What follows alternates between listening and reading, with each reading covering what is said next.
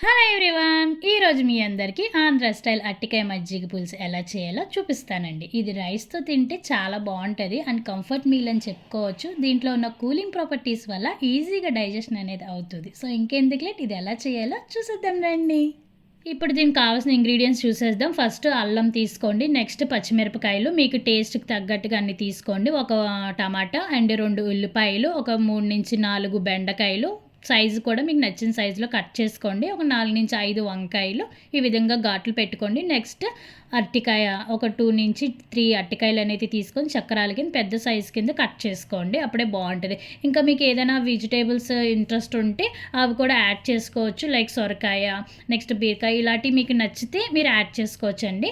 Next ఒక 1 litre మజ్జిగ తీసుకోండి, మరీ పుల్లగా ఉండకూడదు, అలాగని చెప్పేసి మరీ చప్పగా కూడా ఉండకూడదు. ఒక మీడియం సైజులో ఉన్న మజ్జిగ తీసుకొని 1 లీటర్ తీసుకోండి. దాంట్లో కొంచెం సాల్ట్ అండ్ కొంచెం పసుపు కూడా యాడ్ చేసుకొని పక్కన పెట్టేసుకోండి. నెక్స్ట్ ఒక బాండీ తీసుకొని ప్రీహీట్ చేసుకోండి. మనకు కావాల్సిన పోపుకి కావాల్సిన సామాగ్రి అనమాట, అవి కూడా పక్కన పెట్టుకోండి. నెక్స్ట్ మనము ఒక బాండీ తీసుకొని దాంట్లో ఆయిల్ అనేది యాడ్ చేసుకోండి. తర్వాత ఆవాలు వేసుకోవాలి. ఆవాలు చిట్టుపెట్టలు ఆడిన తర్వాత మిగతా పోపు దినుసులు వేసుకోవాలి, అప్పుడే టేస్ట్ అనేది బాగుంటుంది. ఒకసారి ట్రై చేయండి. తర్వాత మనం కొంచెం శనగపప్పు, గుండుమినపప్పు, జీలకర్ర, ఎండుమిరపకాయలు కూడా వేసి అవి కూడా చిట్టుపెట్టలు ఆడిన తర్వాత నెక్స్ట్ కరివేపాకు, ఎల్లుల్లిపాయలు కూడా వేసుకోండి, అవి కూడా బాగా ఫ్రై అవ్వాలి. ఫ్రై అయిన తర్వాత టమాటా అనేది యాడ్ చేసుకోండి. టమాటా కూడా వేసుకొని బాగా ఫ్రై చేసుకోండి. చూసారా, ఈ విధంగా మొత్తం అన్ని ఫ్రై చేసుకోండి. ఈ విధంగా ఫ్రై అయిన తర్వాత ఆనియన్స్ అనేది యాడ్ చేయండి. ఆనియన్స్ కూడా మనం 2 ఆనియన్స్ తరిగి పెట్టుకున్నాం కదా, ఆనియన్స్ కూడా వేసి బాగా ఫ్రై చేయాలి. ఈ విధంగా ఫ్రై చేసిన తర్వాత గోల్డెన్ బ్రౌన్ కలర్ వచ్చేంత వరకు, కలర్ షేడ్ అయ్యేంత వరకు మనం బాగా ఫ్రై చేసుకోవాలండి. చూసారా, ఈ విధంగాని మొత్తం అన్ని ఫ్రై చేసుకున్న తర్వాత మనం వంకాయలు అనేది యాడ్ చేసుకోవాలండి. ఎందుకంటే వంకాయలు ఫస్ట్ యాడ్ చేసుకుంటున్నాం, వంకాయలు కొంచెం మగ్గడానికి టైం పడుతుంది కదా.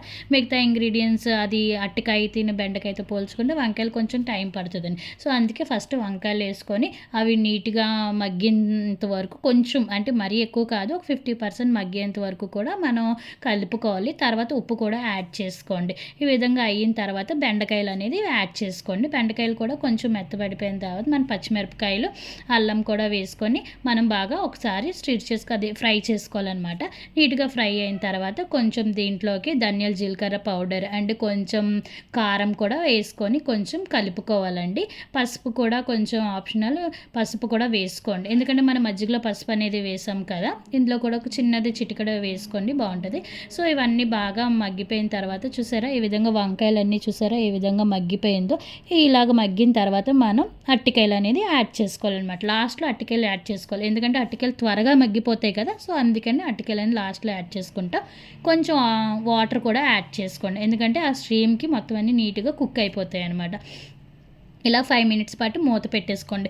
బాగా గమనించండి, మొత్తం అంతా బాగా మెత్తగా అయిపోయేంత వరకు కుక్ చేసుకోకండి. ఒక 70% ఉడికింది అనుకున్నప్పుడు మీరు తీసేయాలి, మూత తీసేసి ఇలాగ 2 స్పూన్స్ శనగపిండిని కొంచెం మజ్జిగలో కలుపుకొని మనం ఈ ముక్కలు ఏదైతే స్టీమ్ అయినవి ఉన్నాయో వెజిటేబుల్స్ దాంట్లో వేసుకొని ఆ శనగపిండి అంతా ఉడికిపోయేంత వరకు మనం బాగా కలుపుకొని ఒక 2 మినిట్స్ మూత పెట్టుకొని ఉడికించుకోవాలన్నమాట. ఎప్పుడైతే మనకి ఈ శనగపిండి అంతా బాగా మగ్గిపోయింది అనిపించిందో కొంచెం గరం మసాలా పౌడర్ అనేది యాడ్ చేసుకోండి. అది ఆప్షనల్ అండి, స్పైసెస్ మీకు కావాలితే యాడ్ చేసుకోండి, లేకపోతే లేదు. సో మిగతా అదంతా శనగపిండి అంతా మగ్గిపోయిన తర్వాత మనం మొత్తం మజ్జిగ ఏదైతే ఉందో మిగతా మజ్జిగ అదంతా వేసుకొని బాగా కలుపుకోవాలండి. చూసారా, ఈ విధంగా మొత్తం అన్ని ఇంగ్రీడియంట్స్ వేసి నీట్గా కలుపుకొని ఎంత బాగుందో తెలుసా. లైట్ మీల్ ఆప్షన్ అండి ఇది, మీరు రైస్తో తినచ్చు అండ్ ఏదైనా ఇడ్లీతో తినచ్చు, చాలా బాగుంటుంది. కంఫర్ట్ మీల్ అనమాట. మీకు నా రెసిపీస్ నచ్చితే please like, share and subscribe.